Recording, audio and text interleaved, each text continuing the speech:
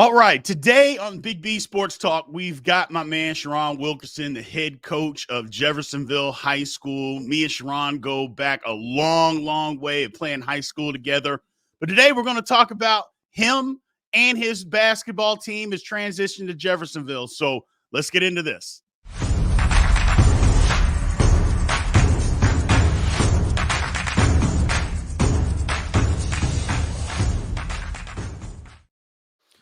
Sherron Wilkerson, what is going on, my man? How are you doing, brother? Man, I'm great. I'm great, man. It's so good to see you, big dog. It is great to see you, man. It is You great to see you. too, man. It's been a minute, but I'm glad that you had the time. I know it's busy. This is a busy time. Season is just right around the corner, so I appreciate you taking the time, man, today. I appreciate you having me, man. It's an honor. I've been looking forward to it. No problem. So let's get into this. First thing is, how are you doing, man? Tell me how Well, you're doing. I'm great, man. I'm great. We getting geared up. We open up Saturday night against Cathedral. So man, we've had a really good preseason, had a really good off season. So we are man, we're really excited to, All to right. to get the season started. Absolutely. Absolutely. Um, Coming back to Jeffersonville, I know that, all the success that you had as a player coming back. Obviously things are different because that was a long time. We're getting old, man. We're getting old. That was a long time ago. But tell me, how your transition, I know this is year 2. So how has the transition been coming back to Jeffersonville? Man, it's been great, Brian. It's been absolutely fantastic. I mean, man, obviously, I think anytime that you have an opportunity to lead the program of your alma mater, especially having the success that we had, I mean, man, it's truly a blessing. So to see our guys start off at such a young age as 4 sophomores as the core group, and to get us to this point a year later is it's been really exciting. And I have to tell you, man, we've really tried to focus on getting the community re-engaged, if you will, Yeah. back into supporting Jeffersonville athletics. And I think that this core group has a really good chance of getting the support of the community like it was when we was here. I think that's critical to student athlete success. Absolutely. That's one thing that's different now, at least in Jeffersonville now than it was back when we were in high school, is that there's so many more different things to do. On a Friday night back when in the 90s when we were playing basketball, hey, that was what everybody did. You Yeah, went to a high school basketball game. Now there's so much more that people can do, not to mention how people actually consume things. I mean, if the game's at Jeffersonville, it's just like me. I watch every game. I'm here in Texas. I'm in Dallas, Texas, and I yeah, watch the games online. So absolutely. there's so many different ways, but I think it's great that you're re-engaging with the community, because if you don't engage with them, they just won't support. And I think that's important. I think you're right, is getting that support back, and getting people back re-engaged with Jeffersonville, because Jeffersonville is a proud city when it comes to basketball, man. Very proud, very proud. Brian, I will even take it a step further. I think that obviously the relationships in the community is really important to the success. But for me, I think even more important to the success is the product that you put on the floor. Yeah. Right. And that doesn't necessarily even have to be measured in wins and losses. A lot of it is integrity, the way you carry yourself, the way you present yourself, your work ethic. I mean, man, is the people that the personnel that you're putting on the floor, are they getting better? Are they developing? Are they reaching their maximum potential? Right. I think that there's so many things that go in, so many components that go into evaluating the direction of a program and whether the community supports it or not. And I think that goes on at all levels. I think it's at the professional level. I think it's at the collegiate level. And I even think nowadays, because of the pressures to be successful and to win, it's even trickled down to the high school level. Yeah. I mean, man, just to use a quick example locally, University of Louisville. I mean, man, it was just 2-3 years ago you couldn't find a ticket. I mean, man, but now because they're going through some growing pains, I mean, man, they're not getting the support that they typically get. I mean, man, so and I think that is indicative, man, of where our sports culture is today. Yeah. Nope. You're exactly right. You're exactly right. Couldn't have hit the nail on the head any better, man. And especially, it's a good example talking about Louisville, because I guarantee you, if Louisville starts winning this very year, if they start winning, Yeah, the Yum Center will be packed again. yeah, you got People it. will absolutely start coming back, man. You So absolutely get it. I appreciate you bringing that to everybody's attention. The one question, or I shouldn't say the one question, but the next question that I have for you, man, let's talk about the team. Yeah, Let's talk about the makeup of your team. You mentioned that last year, the core group were sophomores, and it's tough for sophomores to lead. It is just tough for sophomores to lead. They don't know enough, haven't experienced enough to be able necessarily not just to lead themselves, but to lead a group of people. sure. Juniors are different. Yeah, Juniors are different. You've got, you start to get, you're more mature absolutely. and physically and mentally. Junior year is important. So now that the core group are juniors, tell me a little bit more and let people know about the makeup of your basketball team this year. So, Brian, I will tell you, we're probably taking more of a traditional approach to the program, if you will. Like right now, we're in a unique situation because we have four sophomores that are really, really good. And what we're trying to do is we're trying to use that as a springboard or momentum per se, so it trickles down through the rest of our program. What I mean by that is we don't want to have four players come through here and then not be able to capitalize on the leadership that they've brought to this community and to the program, if that makes sense. Yes. And we have definitely uh, we have really emphasized the importance of our four sophomores and our varsity group specifically being able to give back to our younger kids. I think that is so critical to the longevity of success and the sustainability of success. You might a little different at the college level. I think at the college level you can tell by that success by if the former players come back or not.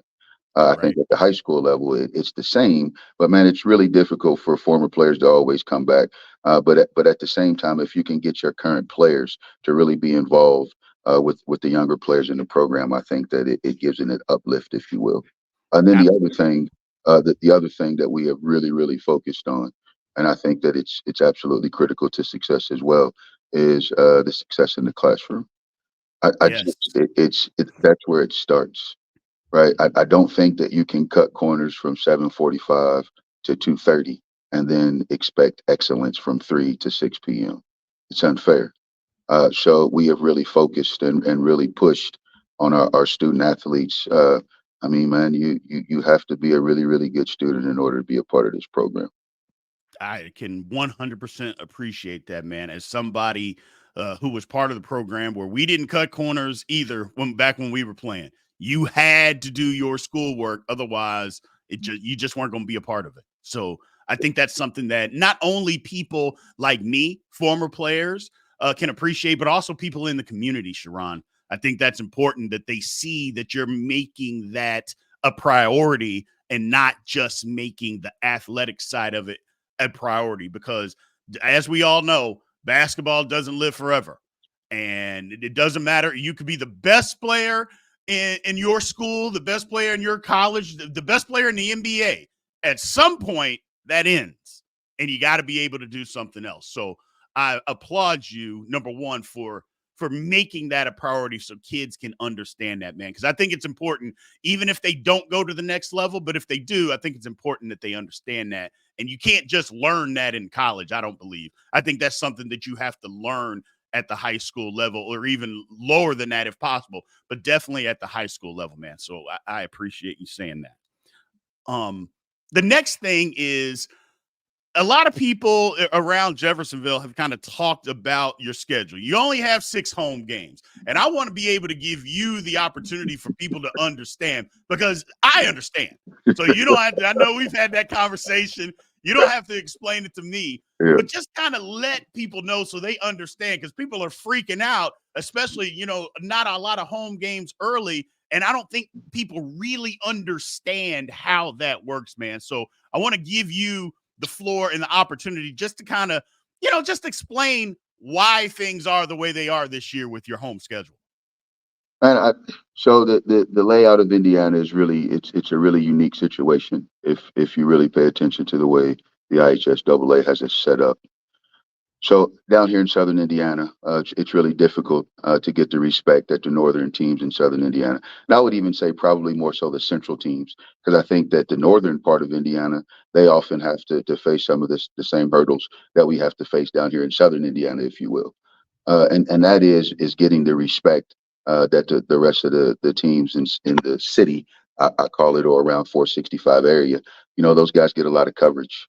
I mean, man, and it's really think if you sorry about that, it's a No, bell. don't worry about it, If man. you I think if you really pay attention to, like, this year, the top 15 teams in the state preseason, only two of them was from Columbus and below, and that would be Jeffersonville and Brownstown.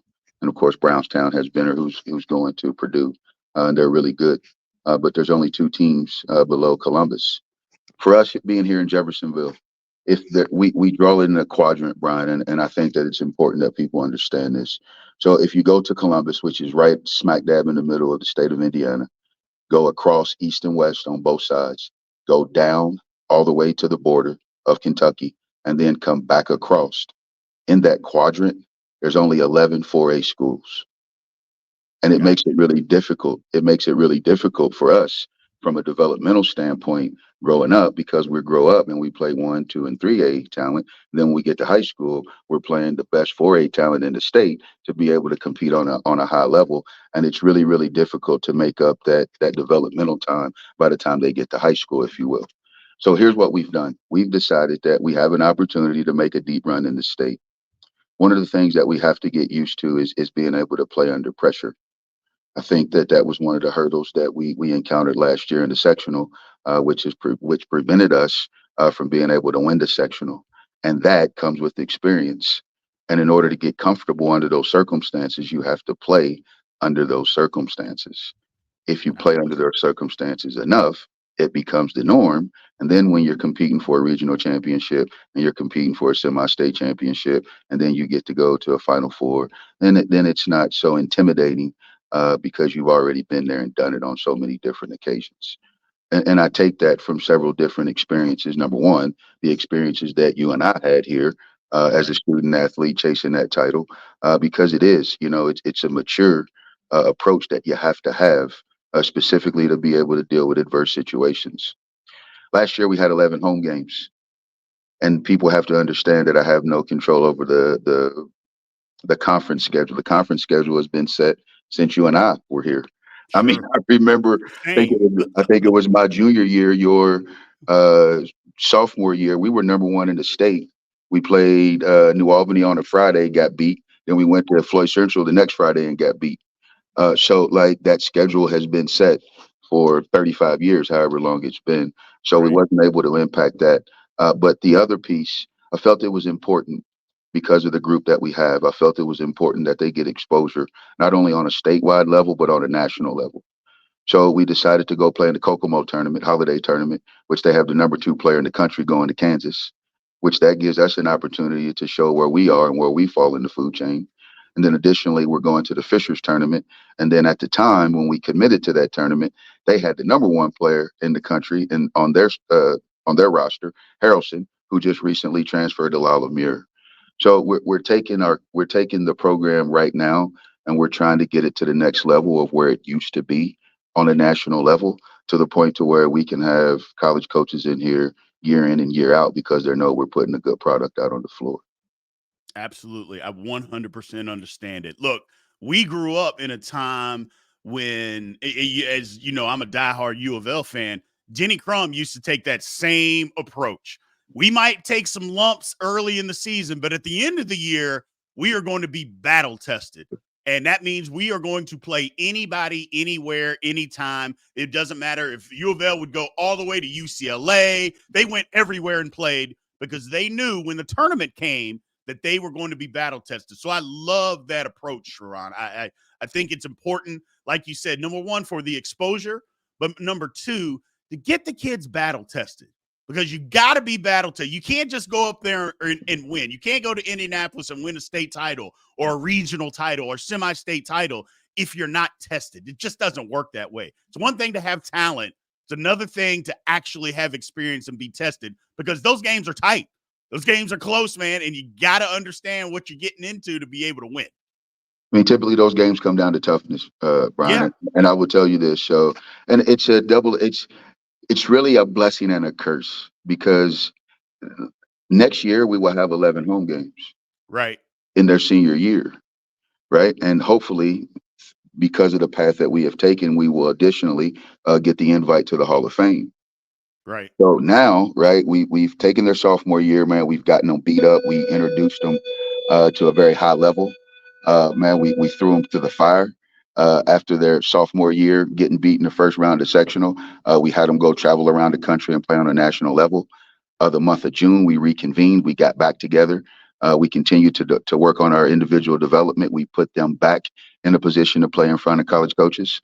Now, their junior year, man, we have to go out and we have to show what we have developed and what we have worked on and what we have grown from their sophomore year. And then their senior year, man, it will be kind of like a home tour. We get 11 or 12 home games. We get to go to the Hall of Fame tournament, hopefully, and then hopefully we get to make a deep run. And man, and these guys get to go off and pursue their hopes and dreams. So hopefully it plays out the way that we envision it, if you will. absolutely, man. One other question here. I was asking some people, what they wanted to ask you. So I got some feedback. One of the questions that came up was about any rules as far as Indiana high school basketball. Is there anything that you would change? The only thing that I personally would like to see change, and I want to know what you feel about it, is some sort of a shot clock. Uh, the rules right now, I just the way basketball is played today. I saw a game the other day. People were telling me about it. I think it was a girls' game where a team just held the ball for a quarter and a half. And I'm like, that is not basketball. And I know that the argument to that is, well, you should be able to devise defense to make them play and all that stuff. And I'm like, but standing out and just holding the ball for a quarter is just not basketball, man. And not to mention, basketball is entertainment.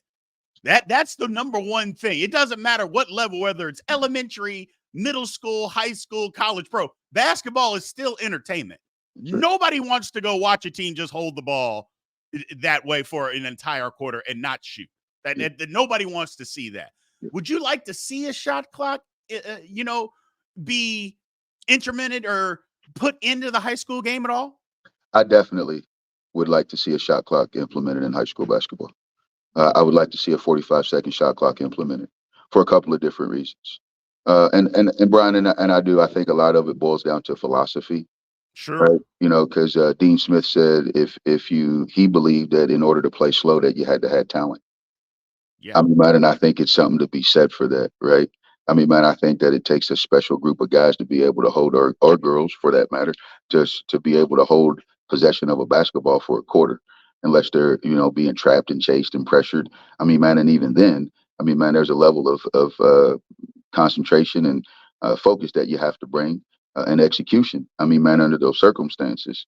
So I Right. think that you have to be good in order to hold it, right? I mean, man, I think in order to play fast, you have to be disciplined. So I think that there's, two different approaches, two different philosophies. But at the end of the day, I think they both require pretty much the same ingredients. But the one thing I do think, especially here in Indiana, we are the mecca of high school basketball. And I think that from that aspect of it, I would like to see certain situations, maybe a 45-second shot clock is implemented. But I get it because we do have class basketball, and a lot of smaller schools probably wouldn't be comfortable playing under that duress, if you will. But at the end of the day, I think that there's rules that can be put in place that can accommodate both and still keep that tradition in place. Absolutely. Absolutely. Well, Sherron, man, again, I can't thank you enough. We appreciate you giving us, a few minutes today to kind of discuss you, your team, what you guys are doing, what you're looking forward to, man. I can't thank you enough. I can't wish you enough luck this year. I'm a diehard fan. I want everything in Jeffersonville to win. I'm that way. Always going to be that way. So I appreciate you taking the time, man, and good luck to you guys this season. Hey, man, I greatly appreciate it, Brian. Always, my man. Love, man. Greatly appreciate you, big dog.